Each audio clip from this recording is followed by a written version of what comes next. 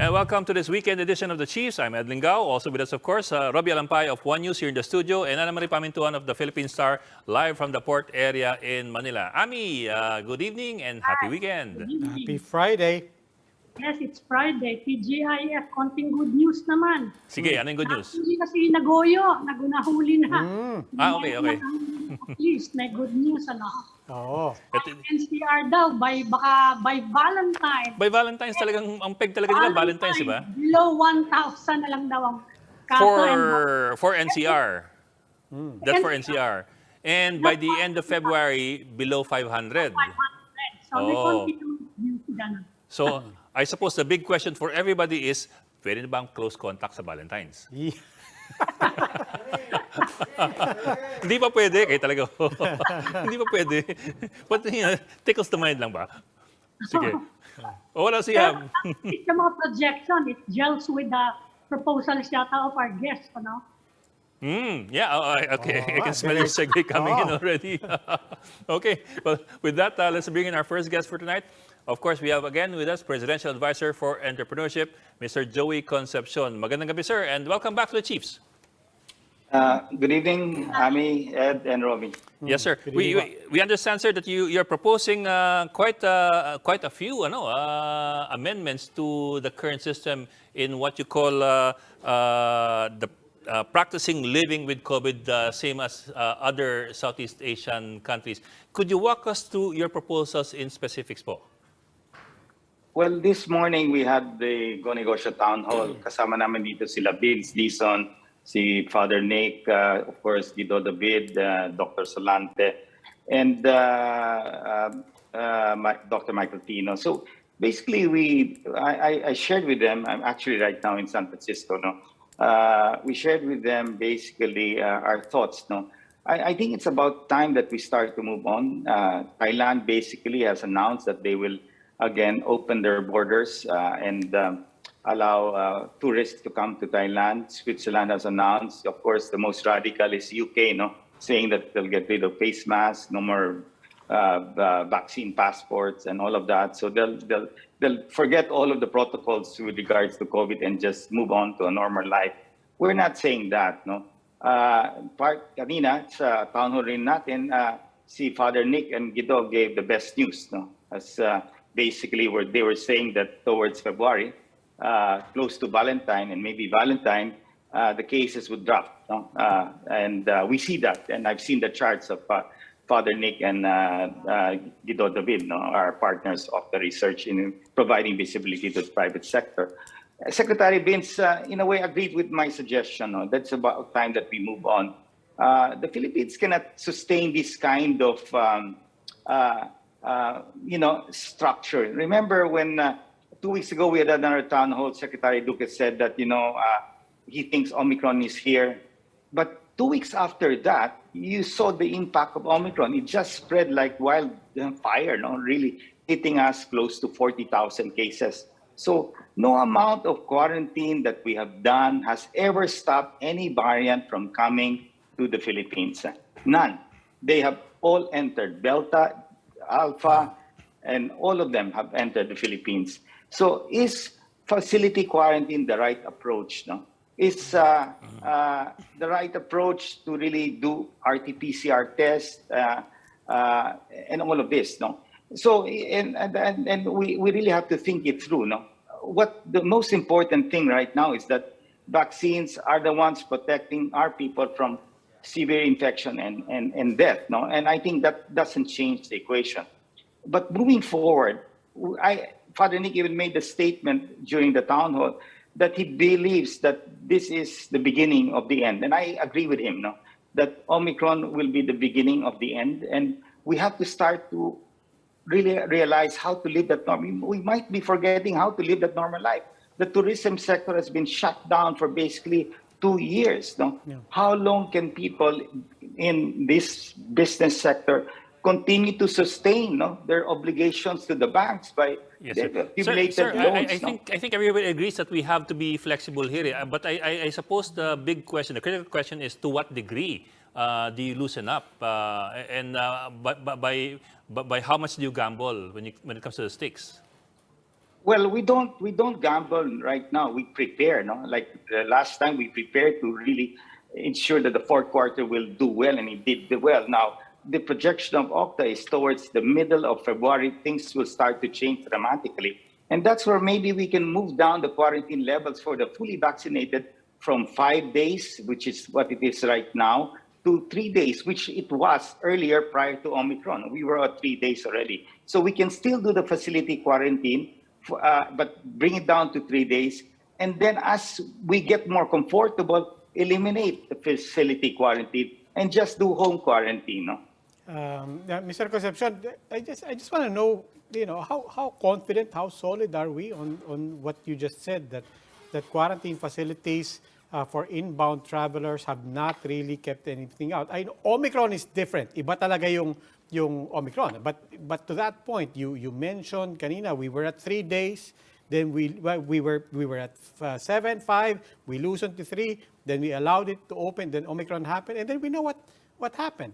But take Omicron out, and I think, isn't the jury still out on whether or not, when it comes to Alpha, to Delta, and to other variants, what's your basis for saying that it did not work for those other variants?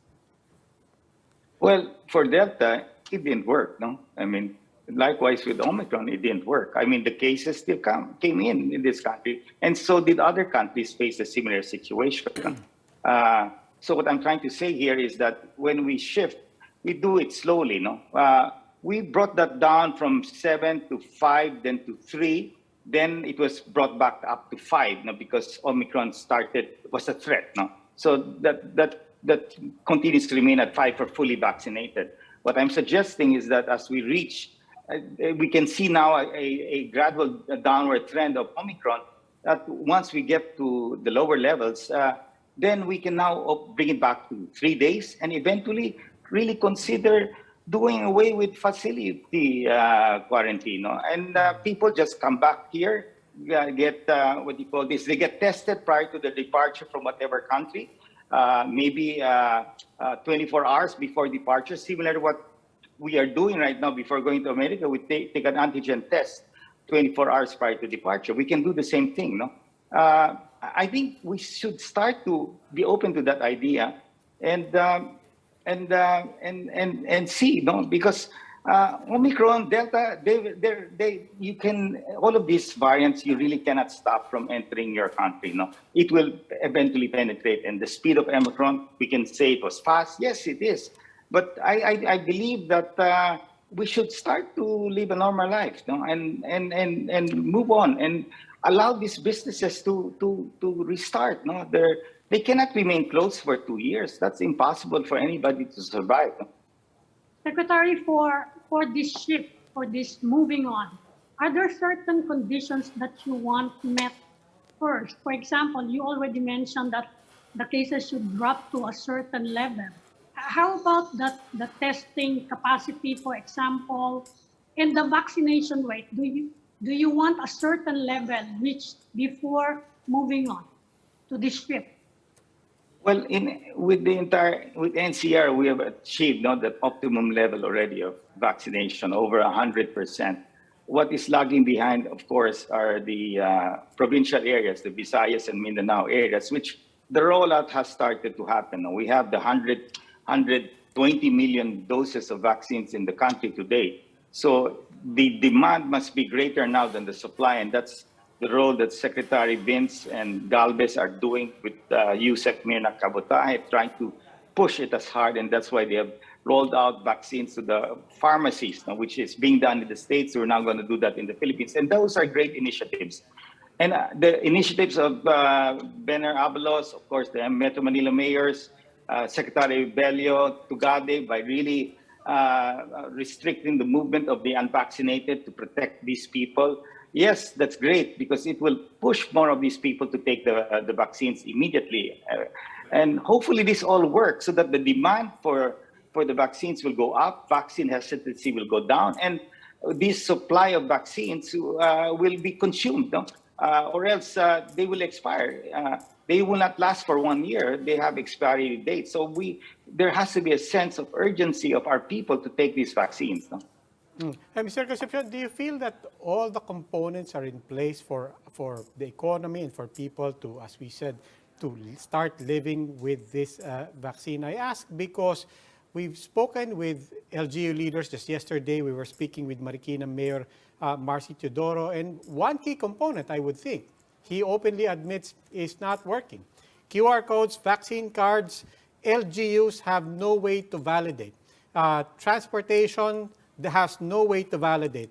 Private sector, restaurants, they're either not checking, or even if they could, the reality is their LGUs cannot validate, they cannot validate. Without that key component, are we in fact ready to start living our lives? Well, vaccine cards, I have a vaccine card. I used it coming here to America. It works. And I use it to go into restaurants in Makati. It works. So people are able to. I don't think now whether the restaurants, the spas, the salons are consistent in checking the vaccine cards. That is a different question. I talked to Eric Chang of Restaurant PH, the Association of all the restaurants, and he said they continue to remind everybody to be diligent in ensuring that they check the vaccine cards. No? I mean, I've eaten in a restaurant here in San Francisco, and they ask for your vaccine cards. Now, in the Philippines, according to Eric Chang, the head of this group of restaurants, they are checking. Now, there must be slip-ups, I'm sure, in our country, and that has to be strengthened. No? But it's a matter of being consistent in applying these rules that we have. No? Sir, the other aspect is the issue of shifting from facility-based quarantines to home quarantines. Are we ready for home quarantines, considering that majority of Filipinos don't have multi-room houses or don't even have a house, a decent house that you might call a segmented area where you can have somebody isolated for a certain period of time. So that question... That's why we have to prepare. This is the ideal scenario. Now, how do we get there? It has to be discussed. Now, these are concepts, these are ideas. Remember last year I was saying that the government should be stronger in enforcing vaccination, restricting movement, and it was done this year. No? So maybe my thoughts are maybe a bit ahead, but I think we should start thinking and have that in mind, because I don't think any sector can last a 2-year lockdown, especially the tourism sector. And that is the sector that will give life to many of our micro and small entrepreneurs, because they're connected. Many are connected to the tourism sector. If we continue to shut this down, not only the sector will die, but our airlines will not be able to survive. No? The number of people arriving in the Philippines, this is limited to about 3,000 a day. Prior to the pandemic, this was at about 40,000, I'm told, by Philippine Airlines, to 50,000 a day. So we are very far. Now, I'm not saying we open the doors and, everybody come in and, no, I'm saying we do it gradually. We start to plan, we start to think. I'm glad that Secretary Vince Dizon agreed with the thinking process, that we have to start thinking about it, no? We cannot say, okay, no, I won't do it. That's not going to get us anywhere, no?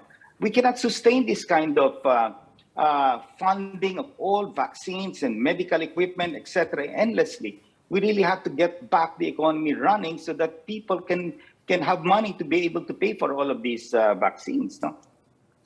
Well, if we push through with the shift to home isolation, you think it should be accompanied by ramped up monitoring, because at this point, I don't think we can even monitor the results of antigen testing. And, well, of course, the self-administered home test in particular. Yes, I agree with you. The home testing is really very hard to monitor. We do a lot of home testing in my house, and we do, of course, that is our own defense, no? But when you travel, you can get documentation for your antigen test, no? They give you that document. The doctors would give you the document to administer the antigen. So you can document that. Now, with regards to home quarantine, those who don't have an adequate home to be quarantined, then they can we can still maintain certain facility hotels for that purpose, that those who don't have a qualified home. No? But in general, I'm sure we can find rules on that. We can impose very stiff penalties for those who violate home quarantine, they can be fined heavily. There can be imprisonment.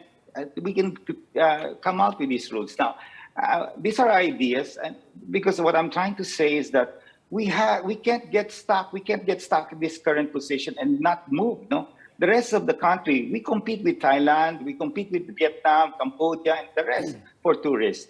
If we're going to shut our market, then how will we, sustain and want to be one of the top tourist destinations in the world? No. Yeah. I think nobody's arguing to shut down and to keep our borders closed. I think a lot of people, however, are there in terms of being more cautious, admittedly being more careful. You mentioned Thailand. Thailand has started to experiment with bubble tourism, opening up Phuket, opening up direct destinations, and so on. But the last time Thailand did that, and the Philippines was inspired to follow suit, that was around August, third quarter of last year. Thailand led a surge in Southeast Asia.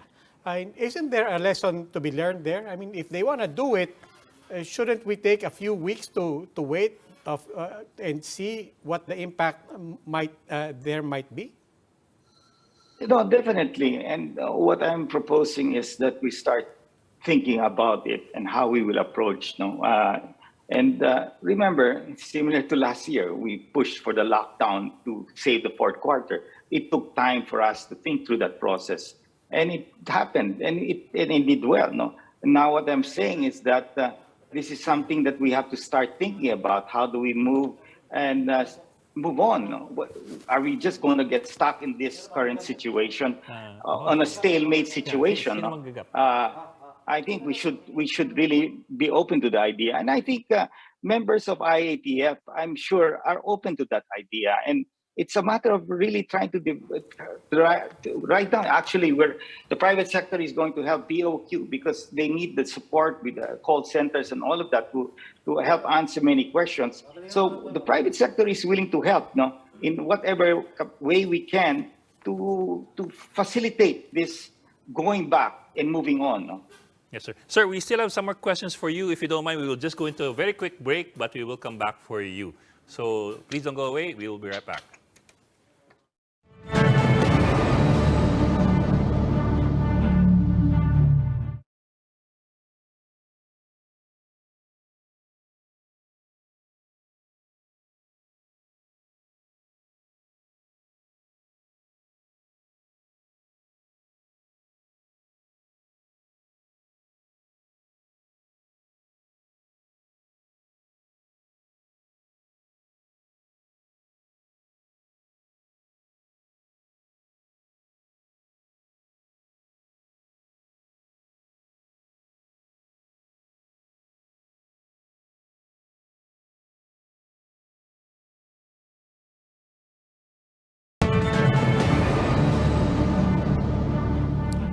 Welcome back to Chiefs here on One News. We continue our conversation with Secretary Joey Concepcion, Presidential Advisor for Entrepreneurship. And speaking of entrepreneurs and our economy and our businessmen and our private sector, temperature check po muna tayo. Now, we knew that we took that slowing down. We bit the bullet in the third quarter because we wanted to really get the most out of the fourth quarter.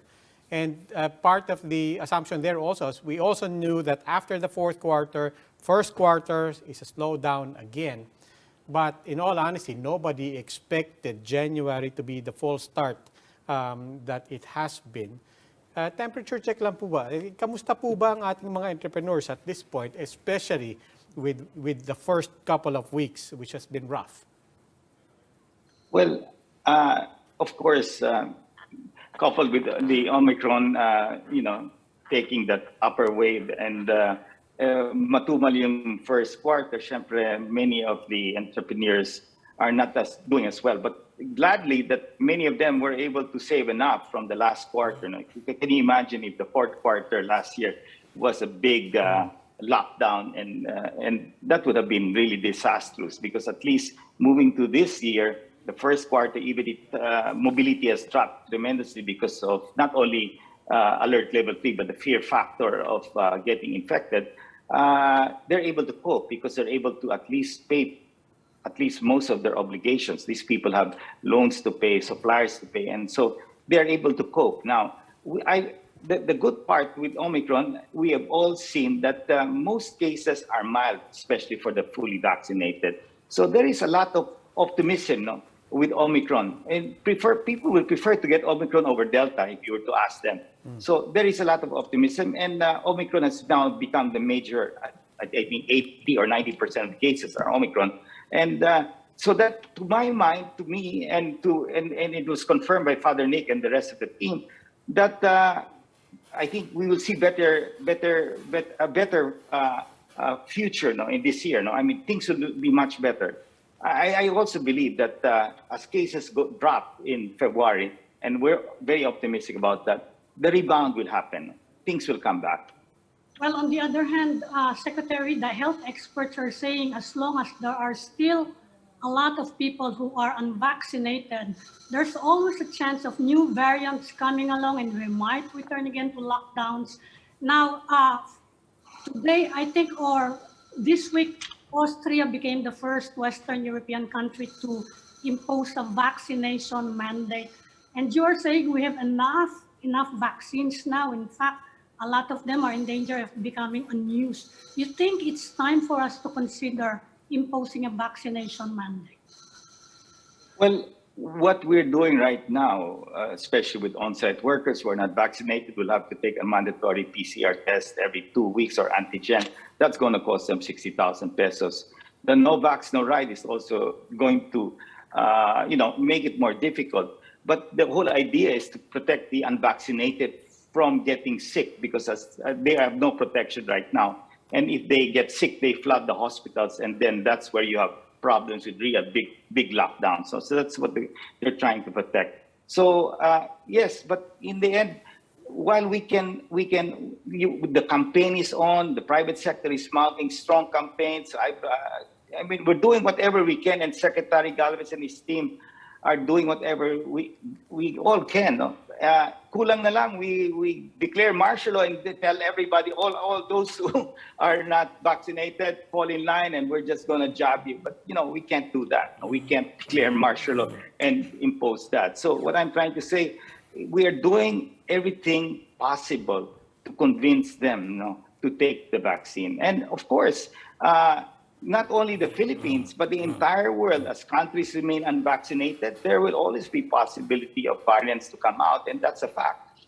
But I think looking at the medical experts who have been talking about it, there's a great chance. I'm not saying it's 100%, but there's a great chance that with Omicron, that we might see the beginning of the end. I'm saying might see the beginning of the end. Sir, let me take a stab here. I don't have any data either way, but we've talked about how January is usually a slow month for business. What about February? With Valentine's, for example, all the people going out, don't give me that smile. All the people going out and all that. Does business traditionally pick up during Valentine's? And given the projections made by Okta, specifically about Valentine's, possibly 1,000 cases na lang by February 14 in NCR. What are you looking at in terms of business? Generally speaking, even with Valentine's, business is matubal in the first quarter. No? Oh, okay. That starts to pick up towards the second quarter, and but it will be a big help if Omicron starts to really taper off, and if that number goes down, mobility will start to increase, no? And that's what we lack in the first quarter. We got hit with the first quarter is normally a slow quarter, plus mobility tremendously dropped because everybody wants to stay home and not get infected. So that's the reason why you're seeing maybe an alert level 3, but it's as if we were in alert level 4 because everybody is quarantining themselves from getting infected, no? Secretary, you mentioned that transport, the no vax, no ride. Now we had a problem with the implementation. We usually do with the implementation. What are your thoughts on the implementation of that policy? Well, of course, it's going to be challenging, but the intention is correct, no? That to restrict the mobility of the unvaccinated, because they are at the highest level of risk. When you have an Omicron surge at that level, you want to shield your people, no, who are the most vulnerable at that time, and that is the unvaccinated.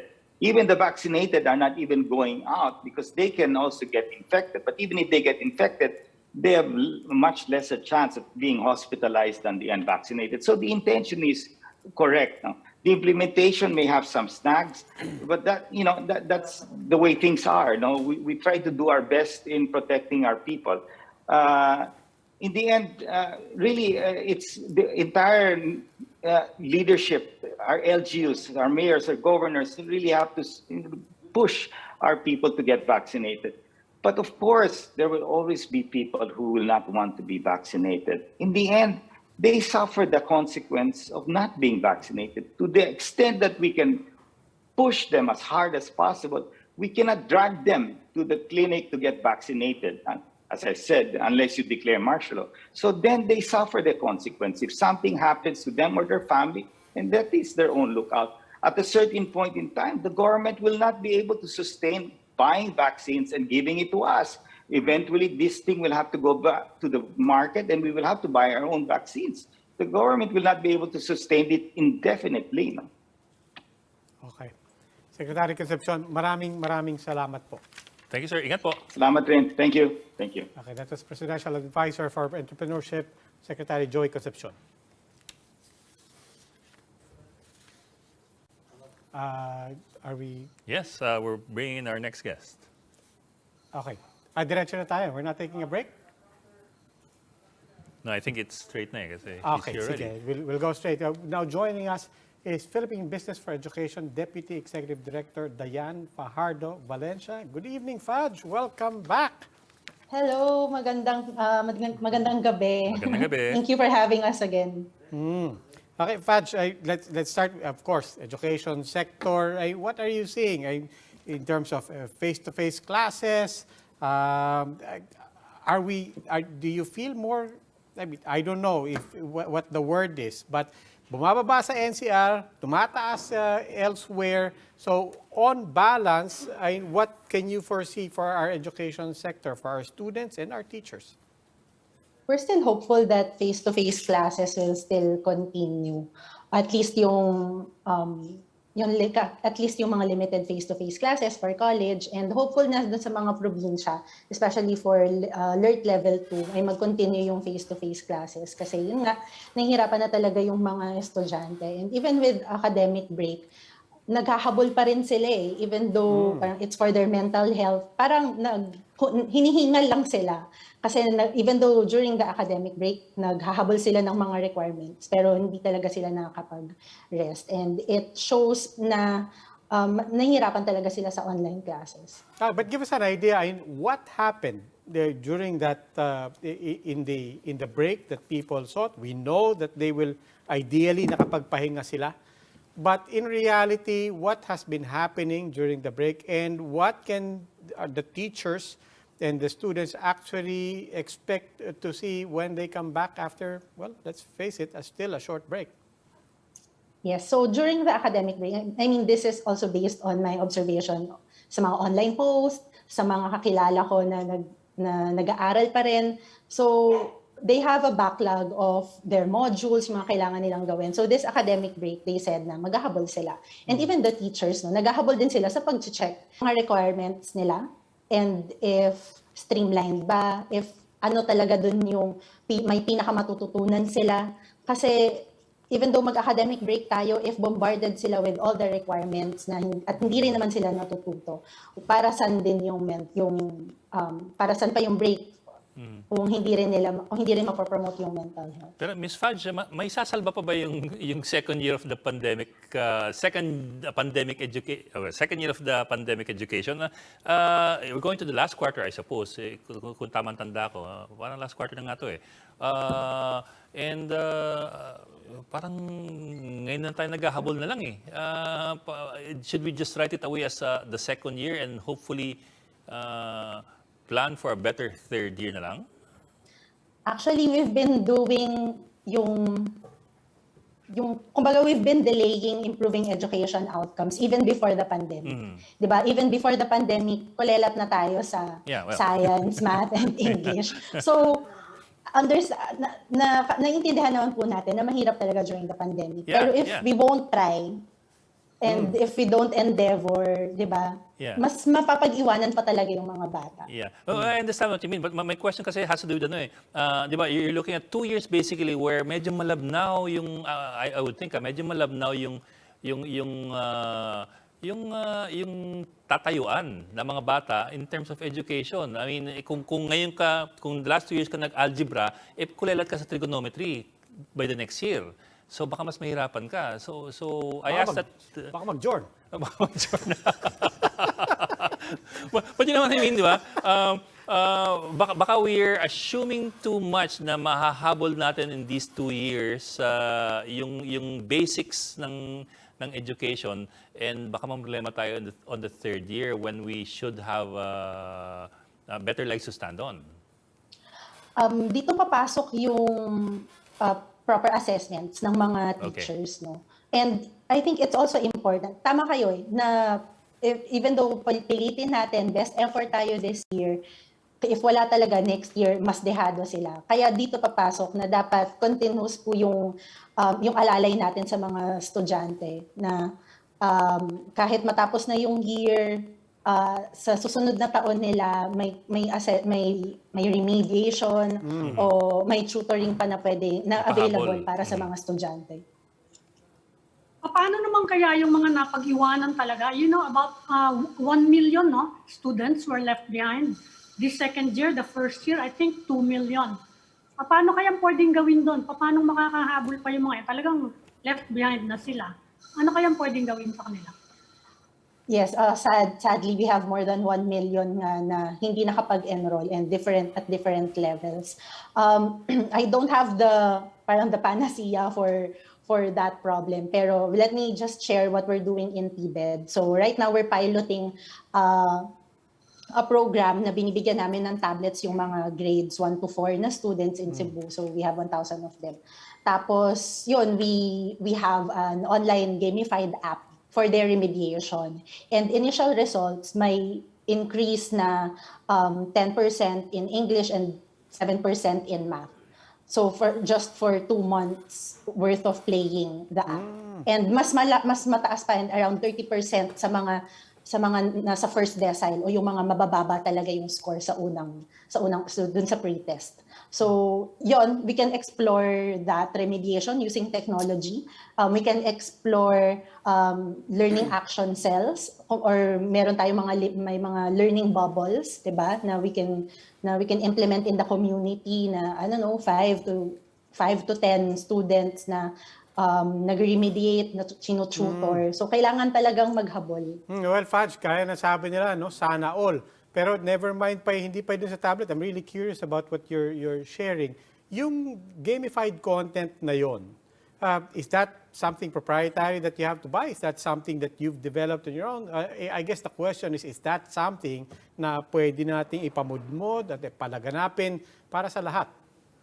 Actually, we've partnered with a foreign app developer. So they developed this for South African kids talaga. Tapos parang we just tried to adopt it. Actually, minsan iba pa nga yung accent dun sa audio. Pero what we want to eventually have is a Filipino developed and parang contextualized talaga na gamified learning app available for all. Like they can download via Google Play or Apple, the Apple Store. Na pwede na free para sa lahat. So hopefully by this year we can have that kind of app with the support of the government and the private sector. I think we're all concerned here about, the foundational years that are lost, especially sa mga bata. But could you discuss that a bit, being immersed and invested and essentially an expert on this? The compounding problem, if we don't actually address this and try to stay ahead of that time, when kahit mag-open up, the fact is there will be a whole generation that is 2 or 3 years behind on what they should have gotten. as that compounds over the years, what happens to that generation? Very problematic talaga yung generation, yung future ng generation na to. Like quantitatively, NEDA estimated na 11 trillion yung losses in terms of income, future income ng generation na to because of every year of no face-to-face classes. So imagine that. Plus, I mean, qualitatively, no? Right, ngayon pa nga lang na yung mga workforce natin, yung mga college students natin, hindi naman nila nadaanan yung walang face-to-face. Pero ang business sector nahihirapan na mag-hire ng mga competent and skilled members of the workforce. So what more pa years from now, 'di ba? And at the same time sa college din, iniisip natin na kapag college, alam mo na 'yan. Dapat alam mo na yung basics. Pero even ngayon, may ibang college students na hindi pa rin alam yung basics. So what more pa years from now na etong mga batang to ay hindi nila natutunan yung basics, and I think it will also affect parang the critical thinking skills of our youth, 'di ba? So very very important na at this age nakapagbasa sila, nakakapagkwenta sila, at eventually they will form that connection, that critical thinking when it comes to current affairs, history, science. Like right now, 'di ba, may mga naloloko pa na magiging zombie kapag binakunahan. So we're seeing that problem right now, and it will even get worse 10, 15 years from now when this generation becomes adult. Okay. Well, may isang problema ngayon, yung mental health ng mga bata. Palalabasin, pababalikin sa bahay. Does your group have any mental health programs available to assist both students and the educators? Sorry, can you repeat the question? Ang dagdag na problema ngayon is mental health, di ba? Dahil yung mga bata nakakalabas, tapos pababalikin sa bahay, they've been quarantined for 2 years. Meron ba kayong program in your group to assist in mental health problems? Whether students or for educators? Wala kaming direct program for that. Pero even before the pandemic, we have a mentoring program for our scholars. Kasi we have thousands of scholars taking BS education. So we gather the best and the brightest to become teachers. So in the process, we have a mentoring program, and it also tackles yung mental health ng mga bata, and then also assist them with their academic challenges. So I think with that, pwede pang pagtibayan ng mga teacher education institutions yung mentoring program. Kasi right now, I think only Cebu Normal University has it and a couple of normal universities. Pero maybe especially for future teachers na kailangan talaga mentally healthy ang estado, I think mentoring program can really help future teachers, especially parang they can also pay it forward. Alam nila kung paano i-handle din yung mga estudyante nila later on. Ms. Fudge, cambio naman ako. Another hot topic the past few days, itong proposal ni Mayor Sara Duterte to impose not ROTC, not mandatory ROTC, but mandatory military service for kids who turn 18. Well, for those of us who were forced to undergo that, parang, buti nga sa inyo. But on the other hand, we're not talking about ROTC here. We're talking about military service. I wonder about your position, your group's position, when it comes to imposing military service, so whether it's 1 year or 2 years, on the country's youth, kasi it will have an impact on a lot of things, including education, including what year whether they have to stop education, among other things, and whether it will really instill in them, pride in the country, patriotism, and so on down the line. Ayun, I think dapat balikan muna natin kung bakit siya nasabi or bakit siya nasuggest ni Mayor Sara. No? So yung question is, paano parang how can we tap the youth in nation building?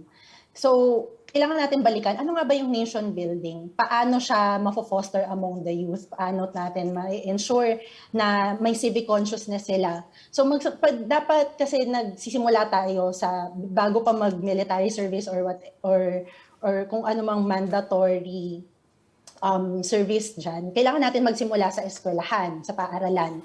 So, to build civic consciousness, kailangan natin ng maayos na pagtuturo ng kasaysayan. Di ba? Kailangan dapat marunong silang kumilates ng tama at mali. Dapat solid yung values education natin, and it should be relevant for digital natives. Kasi yung mga posible kasi na yung curriculum natin ngayon hindi na siya fit para sa generation ngayon na palagi nang nasa internet, and dapat ma-hone din natin yung ethics nila while using internet, 'di ba? Para walang trolls, walang cyberbullying, yung mga ganon, nation building.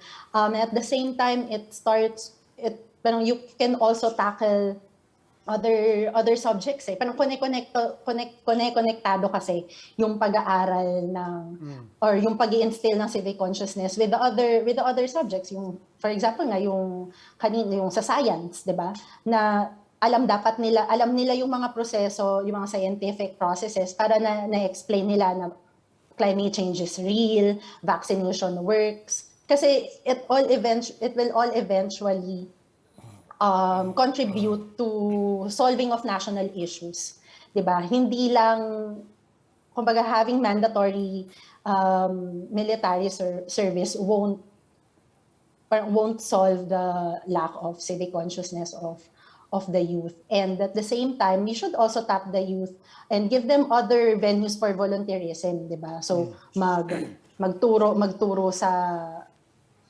mga street children o kaya sa mga nangangailangan, tumulong sa disaster preparedness, ganyan. And hindi kailangan ng mandatory military service for that. Nabanggit mo rin kanina yung critical thinking, no? Especially, again, at foundational years. I think it's not just an opinion, it's not just anecdotal. I think even the PISA reviews reveal that our youth cannot even make a distinction between statements of fact and commentary and opinion. Now, arrayed against that, we're all now seeing a generation confronted with historical revisionism. We're seeing them really unable to push back against algorithms that keep pushing whatever content they have, creating bubbles around them. Napakarami, we can keep going on. But I guess the question is, what can our education sector do? To start, we should have more resources on civic education. Right now, we are working with the DepEd in providing up-to-date and fun materials for senior high school students. But I think we should also create more civic education and nation-building materials, even for the lower grades. Parang we can even start them as early as grade 1, di ba? So yun, more resources, and at the same time, more teachers. Sadly, yung madami tayong mga AP teachers na hindi naman talaga nila forte or major yung araling panlipunan, because we have a surplus of English, math, and science teachers. Para ma-fill yung vacancy for the AP teacher, sometimes yung other major na teachers, yun yung nilalagay. And at the same time, yung ibang mga AP teachers natin na biktima din ng historical revisionism. So pagtibayan natin yung curriculum at saka teacher training to do that. It's a long-term solution, pero I think it's more sustainable. But what's the root of that shortage in AP teachers? I think hindi lang siya shortage talaga ng AP teachers, pero I mean systematic problem is that kulang yung signaling mechanism ng DepEd to the teacher education institutions and to the high school or college students kung ano yung mga majors na kailangan nila at the school level, at the district level, at the province level.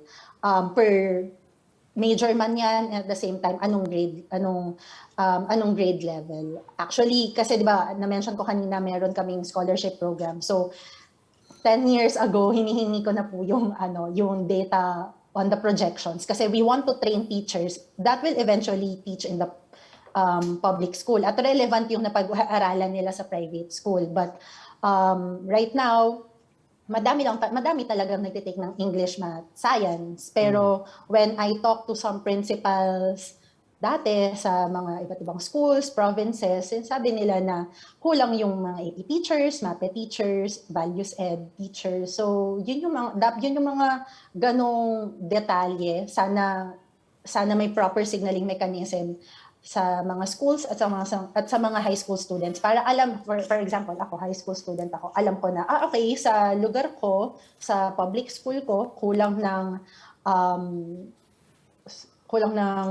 AP teacher. And medyo gusto ko rin naman din mag-teacher at gusto ko na araling panlipunan, maybe I can take that major. Ganyan. Para ako, hindi na ako magte-take ng English or ng math or ng science kasi alam ko na, for example, in my province, sobrang dami na and ang taas na ng competition for that. Nabanggit na natin si Sara Duterte. Now your group is talking about an education crisis. Ano yung gusto niyong marinig sa mga kandidato natin for president to address this education crisis? Actually, we have a 10-point agenda for that. Pero ang gist is systematic reform. Actually, yung mga presidentiables natin, while we appreciate their educational platforms, we think na kulang pa. Kasi hindi lang enough yung magbibigay ka ng certain subsidy for the learners. Parang yes, it's welcome, pero systematic yung problema ng education natin 'di ba? So ano yung hindi niyo naririnig sa kanila because they keep talking about it, no? Ano yung hindi niyo naririnig? For example, like in increasing the budget at yung plano kung saan kukunin yung budget. And at the same time making education making local government units more accountable and responsible. Or kumbaga yung decentralization of education, 'di ba? Madaming mga systematic na mga kailangang gawin. And for example, yung pagkakaroon ng EDCOM, ng Educational Committee. Since 1991 pa huling nagkaroon ng EDCOM at nagkaroon ng mga systemic na mga pagbabago. And the EDCOM has been in the Congress ng 2019 until now, hindi pa rin siya napapasa. And what we want is an assurance from the presidentiables na once they win or once they're in place, they will convene the EDCOM.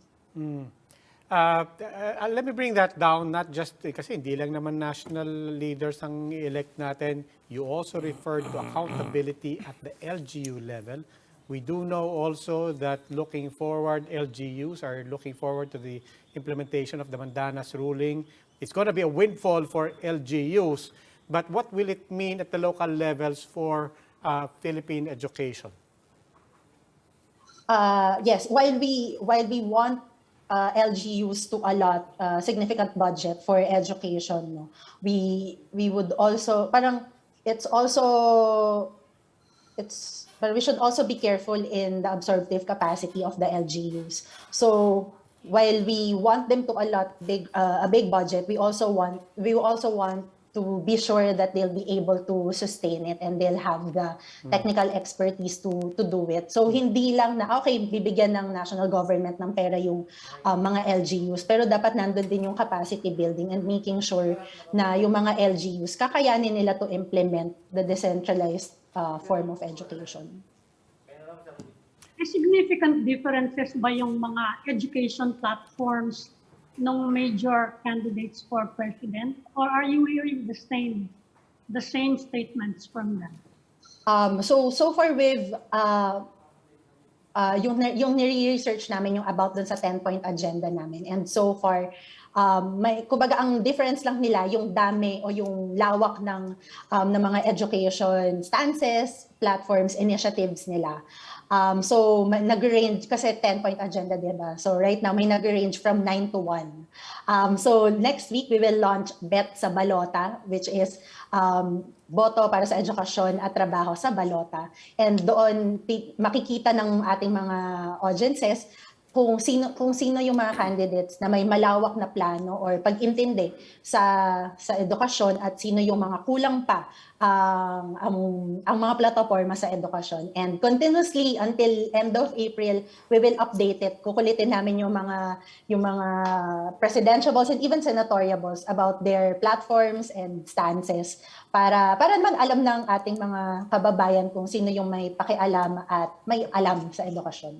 Okay, and we will try to echo those questions and concerns as well, as best as we could. Maraming salamat, Fudge. Thank you. Thank you. Ingat. Happy weekend. Maraming salamat. That was Bye-bye. Philippine Business for Education Deputy Executive Director Dayan Fajardo Valencia. And that's all for this edition of the Chiefs, but we hope what was discussed here will keep the conversation going. Before we go, a reminder to our viewers. Mask on, wash hands, and stay safe, Philippines. I'm Robbie Alampay. I'm Ami Pamintuan of the Philippine Star. I'm Ed Lingao, and we are One News.